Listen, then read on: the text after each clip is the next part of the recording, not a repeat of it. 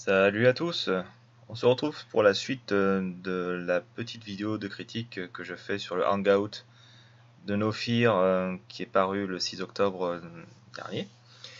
Alors on avait déjà discuté de sa soi-disant utilisation de filtres infrarouges et maintenant nous allons regarder un peu comment No Fear trafique lui-même ses photos de manière à nous faire croire qu'il fait réellement de la recherche. Alors avec cette vidéo, je vais vous montrer comment on peut faire exactement les mêmes filtres que lui, hein. Ça va pas chercher bien loin. Et puis on va un peu discuter aussi de sa croyance, comme quoi la Lune est quelque chose de peut-être immatériel et qui se recombine régulièrement au rythme des phases lunaires.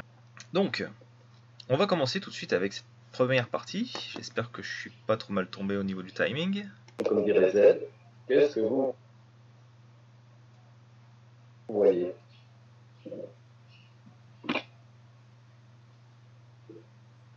Là, ce coup-ci, je vais laisser faire un peu de silence. Ouais, regardez ce qui se dit dans le chat.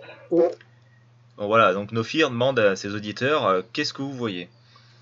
Donc il a récupéré, alors je sais pas s'il utilise un P900 ou je sais pas, quoi qu'il en soit, donc il a une photo de la Lune qui est extrêmement zoomée, qui est surexposée, puisque cette partie est complètement cramée, elle est blanche. On voit le terminateur, donc pour ceux qui ne savent pas, le terminateur c'est la zone de transition entre la partie éclairée et dans la nuit d'un astre. Donc pour nous ça pourrait correspondre sur Terre à la zone crépusculaire quoi. Donc voilà, donc le terminateur c'est une zone qui est assez déchiquetée pour la Lune, dans la mesure où il y a énormément de relief à sa surface, et qu'il existe des reliefs qui sont encore éclairés, tandis que les fonds de vallée sont plongés dans la nuit. Et donc No Fear demande à ses auditeurs qu'est-ce qu'ils voient quand ils observent cette photo. Alors, on pourrait un peu agrandir vers le milieu de l'image. En tout cas, le morceau physique qu'on connaît de la Lune, ouais, quelque part par là. Voilà. C'est là qu'il faut regarder. Là. Ah, merci, chercheuse. oui, vous avez vu ce qu'il a montré? Cette partie-là. Donc No Fear va nous faire croire que c'est quelque chose qui est d'office sur sa photo, qui est apparu naturellement sur sa photo. Alors, on va essayer d'aller un petit peu plus loin. Vous allez me dire c'est du vide. Et là, cette tache, qu'est-ce que c'est que ça?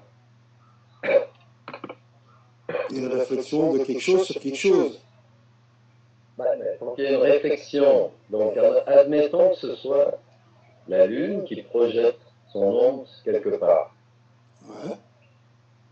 Pour que l'ombre se forme, il faut qu'il y ait un support derrière. Pour ça, il faut qu'il y ait un écran, il faut quelque chose. Non.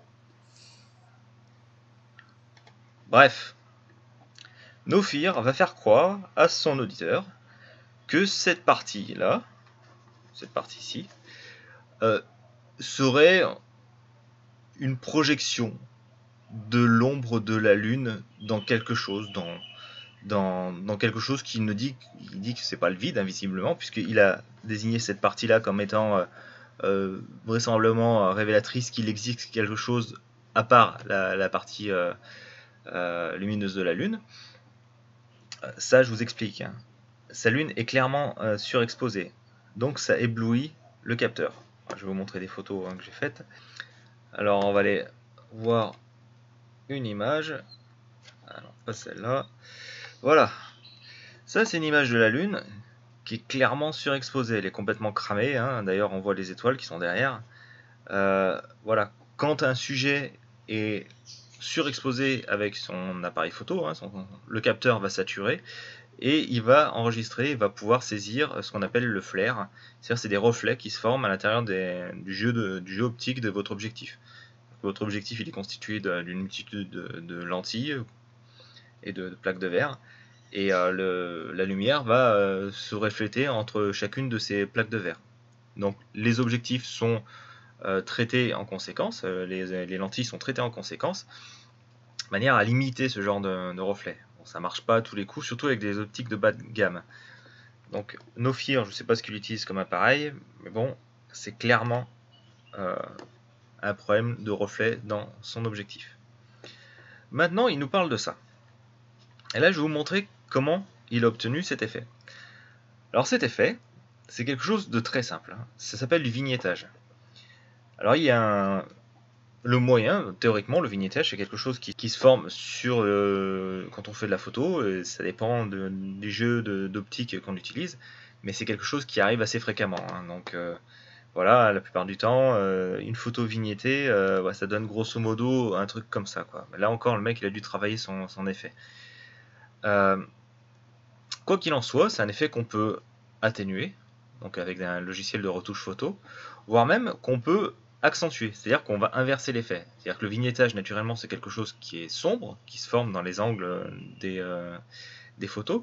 Donc c'est dû simplement à la forme de l'objectif. L'objectif, il est rond, il n'est pas rectangulaire, et donc les lentilles ont un effet sur la lumière qui rentre à l'intérieur de l'objectif. Donc la lumière ne va pas rentrer de manière uniforme en fonction de la partie centrale ou bien la partie en bordure du champ de vision des lentilles.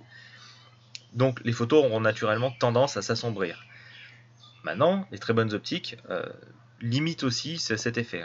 On l'observe peu avec des optiques de bonne qualité. Mais donc, comme je le disais, c'est un effet qui peut être fait dans l'autre sens. C'est-à-dire qu'avec les logiciels de retouche photo, pour atténuer cet effet, eh bien, ce qu'on fait, c'est qu'on va éclaircir cette zone-là de manière à contrebalancer cet effet. Et théoriquement, on arrive à récupérer des photos qui sont très vignettées. Par contre, il y en a certains qui servent de cet effet pour faire des traitements de photos, on dit de très mauvais goût.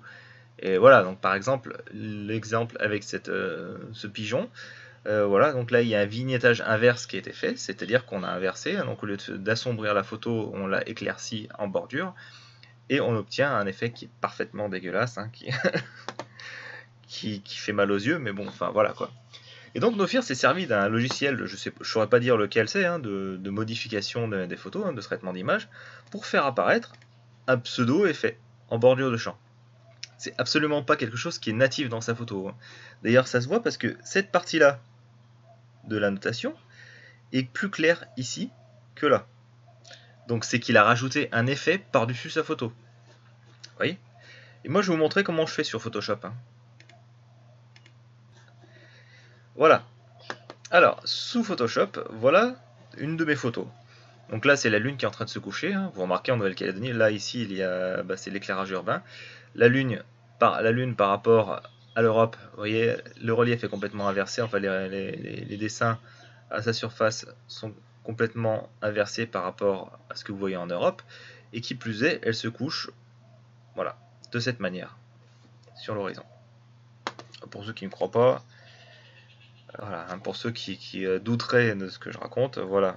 Donc la succession de photos que j'ai faite quand la lune était en train de se coucher, vous voyez que c'est pas forcément compatible avec une terre plate. Vous avez vu la position de la lune? C'est les arbres. Bref, on va en revenir à notre photoshopage. Eh bien j'ai rajouté moi aussi un petit cache pour faire comme Nofir. Alors on se rend compte, qu'est-ce que vous observez ici? La lune projette son ombre sur quelque chose caché derrière. Vous voyez, c'est super simple à obtenir. Avec Photoshop, on peut le faire soi-même, mais il existe des logiciels de traitement d'image où l'effet il est automatique. Il suffit de déplacer un curseur à droite ou à gauche pour le faire, pour le rendre plus ou moins apparent. Voilà, hop, on va l'accentuer ou le diminuer. Enfin voilà.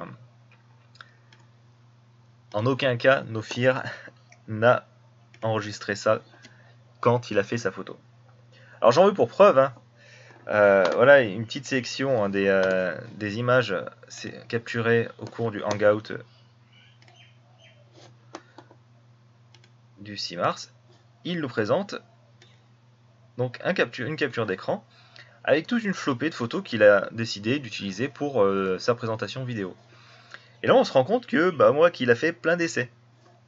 Donc vous voyez, hop, on voit clairement ici, vous en faites pas, je vais le montrer un peu plus loin. Voilà, donc c'est la photo qui nous intéresse, c'est un peu plus haut.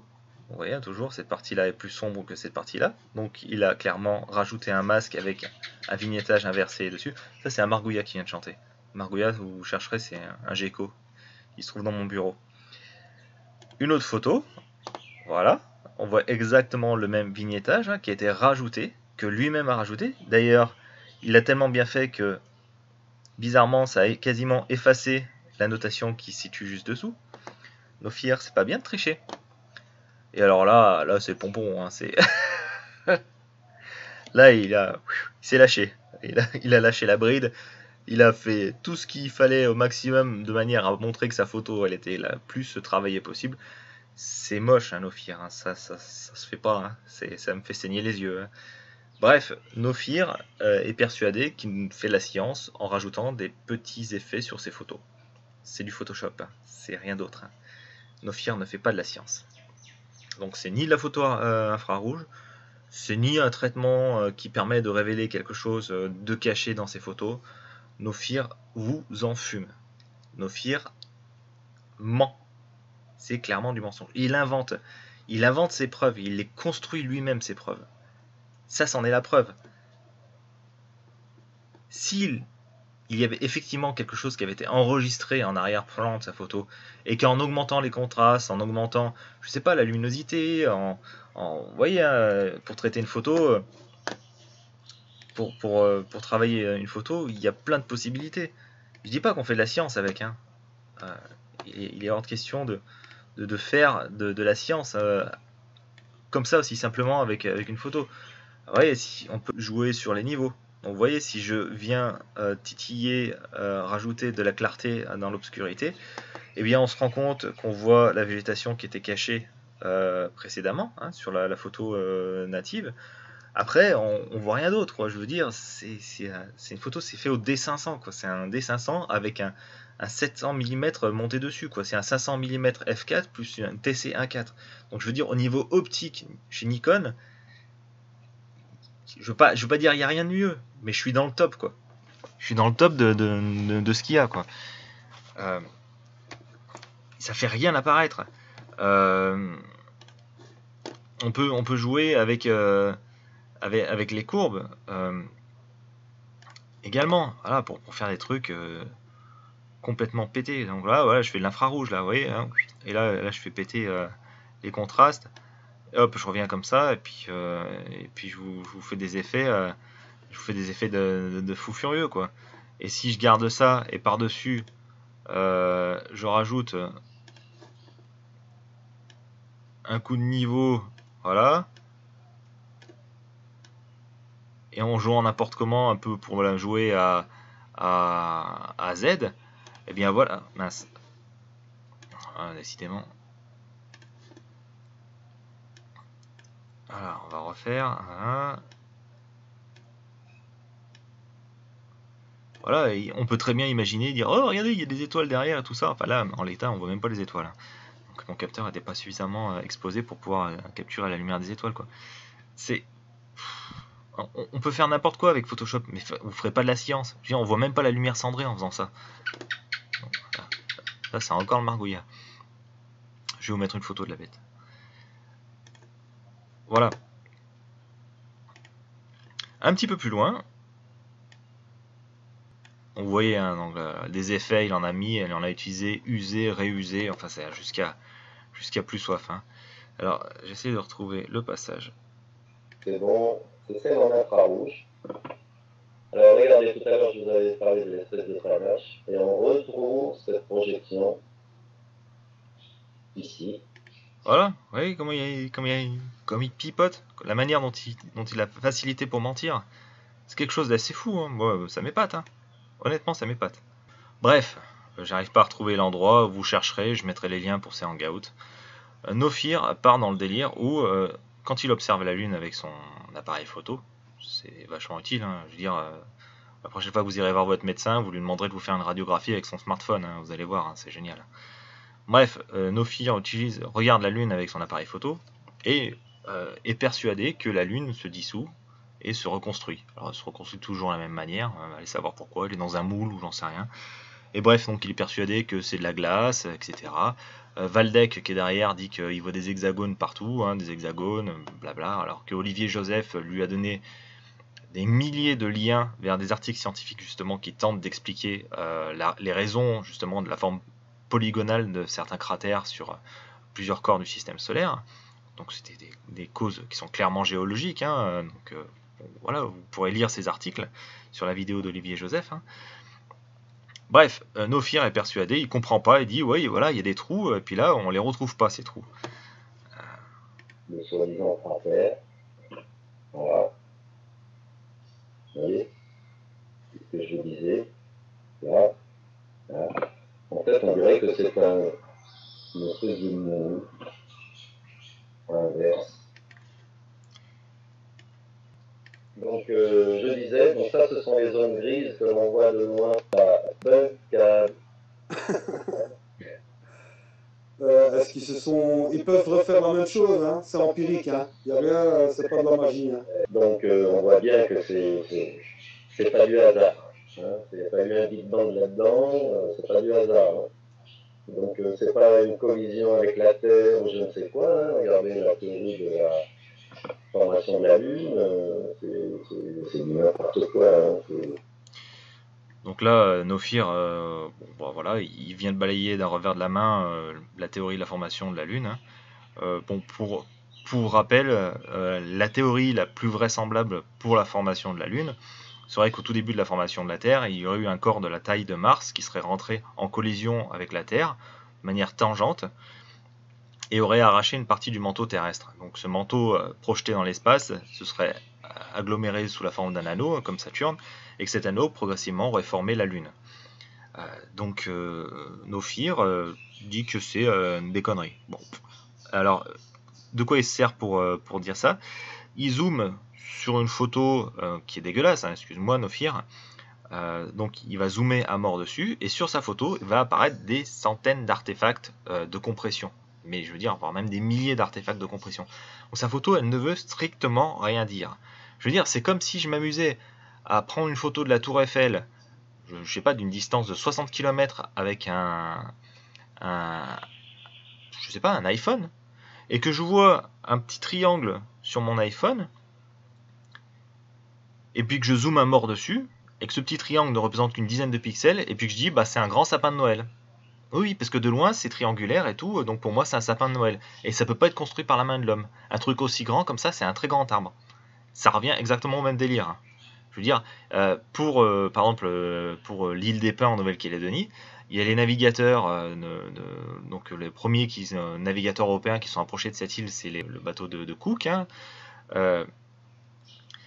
Donc c'était au cours d'un des premiers voyages de Cook. Et donc quand Cook s'est approché de l'île des Pins, donc il est resté au loin parce qu'il y a beaucoup de récifs autour de l'île des Pins, et ils ont vu des grandes formations verticales à la surface de l'île. Alors ils avaient des longues vues un peu merdiques à l'époque, hein, et puis en plus ça avait dû prendre des embruns à mort, quoi. Et donc ils se sont dit que des trucs aussi grands et aussi droits et aussi hauts, ça pouvait pas être naturel, c'était que des colonnes de basalte. Et donc pendant un bout de temps, hein, c'est resté des colonnes de basalte. Et c'est clairement inscrit, hein, dans les journaux de Cook, c'est Cook qui l'a dit, et puis ainsi que le naturaliste qui était à bord du bateau. Donc voilà, quand on n'a pas la bonne information, quand on n'a pas été voir d'assez près, quand on n'a pas utilisé les bons outils, on tire des conclusions erronées. Et là, Nofir était clairement en train de tirer des conclusions à la mort moelle de la surface de la Lune. Il utiliserait un télescope, Nofir, il utiliserait une bonne longue vue, il raviserait son jugement. Mais là, il ne le fait pas. Et depuis le temps, ça fait à peu près 1 an moi, que je suis sur le délire de la Terre plate, depuis le temps, Nofir n'a jamais été dans un club d'astronomie. On lui dit à chaque fois, on dit, va dans un club d'astronomie, c'est gratuit. Ils organisent des soirées portes ouvertes, c'est complètement gratuit. L'adhésion à un club d'astronomie, pareil, ça vaut rien. Je veux dire, c'est un club, quoi. Donc on peut profiter des longues vues, des télescopes, soit des membres, ou bien souvent les clubs d'astronomie, ils ont eux-mêmes une longue vue ou un télescope assez puissant qu'ils mettent à la disposition de leurs membres pour organiser des soirées astro, quoi. Par exemple, le club d'astronomie de Wano, quoi, de Nouvelle-Calédonie, ils ont un putain de télescope, c'est un Dobson qu'ils ont construit eux-mêmes, hein, je veux dire, ils l'ont pas acheté à une société chinoise ou bien américaine ou bien qui appartient à la NASA. C'est un télescope qu'ils ont construit eux-mêmes, quoi. Ils ont été la seule chose qu'ils ont acheté, c'est les matériaux pour le construire. Donc c'est du bois, des tubes en carbone, et ils ont fait polir un miroir, quoi. Donc voilà. Donc aussi, ouais, les oculaires aussi qu'ils ont acheté. Et le Dobson, ce Dobson, il a un miroir qui fait 60 cm de diamètre. C'est un truc qui est monstrueux. je vous raconte pas, hein, ce qu'on voit à l'intérieur, c'est magique. J'appelle ça du il était une fois, tu vois, qu'on raconte aux enfants. C'est clairement ce que tu es en train de faire, hein, Nofir. C'est pareil, c'est la même constitution, la même texture, on dit. C'est pas une texture, c'est des artefacts de compression, ballot. Je veux dire, c'est voilà. J'irai jamais donner des conseils à un dentiste ou à un mécano auto. Hein. Je veux dire, voilà, je fais confiance à des gens dont c'est le métier, quoi. Nofir, il a absolument aucune connaissance en photographie ou en traitement d'image. Enfin, s'il a une connaissance en traitement d'image pour vous feinter. Voilà, et il s'imagine expert. C'est pas un expert, quoi. Nofir, c'est clairement un manipulateur, un pipoteur, quoi. Ah, ça c'est l'Australie d'ailleurs. Alors, bref, alors j'arrive pas à retrouver le passage où il se tape un délire sur les cratères et qu'il croit pas que ce sont des cratères, il pense que c'est la Lune qui se désagrège ou bien qui se reconstitue et tout ça. Donc, on va aller voir deux photos qui ont été faites par des astronomes amateurs. Donc ça c'est une photo de la Lune gibbeuse, voilà. Et vous vous rendez compte déjà que c'est un peu plus précis que ce que Nofir nous montre. Hein. Ça, c'est ce que vous pouvez observer dans un très bon télescope ou dans une très bonne lunette. Voilà ce qu'un amateur est capable de faire. Quand on zoome sur la photo, voilà ce qu'on obtient comme détail. Vous voyez le truc? C'est autrement plus précis que ce que Nofir vous montre. Et ne venez pas me dire que ça, c'est quelque chose qui est en train de se reconstituer ou bien je sais pas trop quoi là, c'est magique donc je ferme ma gueule. Une autre photo que je trouve tout aussi parlante, et celle-ci que j'adore, qui a été présentée sur le forum d'AstroSurf, c'est encore un amateur qui a fait cette photo, c'est certainement la plus détaillée que j'ai vue de la Lune, donc ça demande énormément de travail à une photo comme ça, je veux dire, c'est quelque chose qui est absolument dantesque. Et là on va s'intéresser toujours à la zone du terminateur, qui est super intéressante et qui regorge de détails.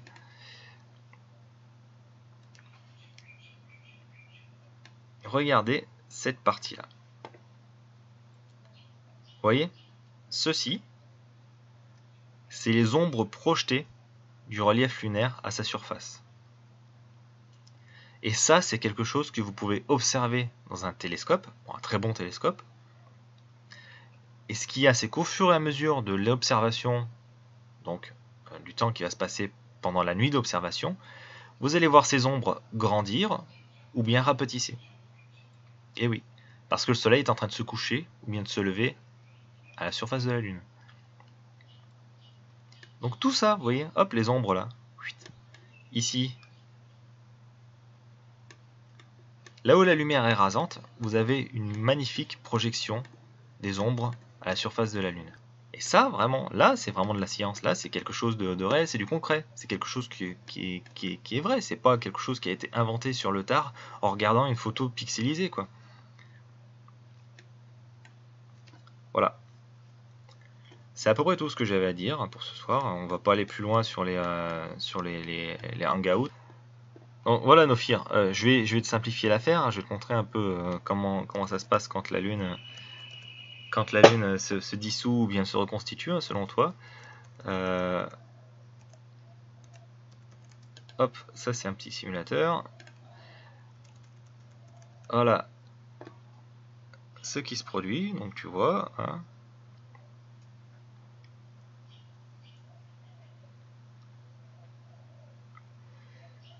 Voilà donc la zone d'ombre, hein, de la Lune.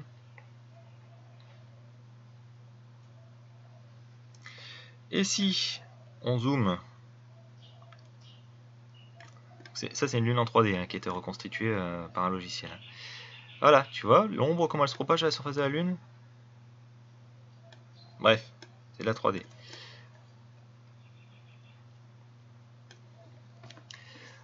Bon, je vais en finir ici. En espérant que cette vidéo un petit peu longuette, mais toujours aussi mal branlée, vous aura satisfaite. Je vous souhaite une bonne fin de journée ou un bon début de journée. Et puis je vais terminer avec la même phrase, hein, soyez savants plutôt que croyants. ça vaut mieux pour vous. Allez, ciao ciao.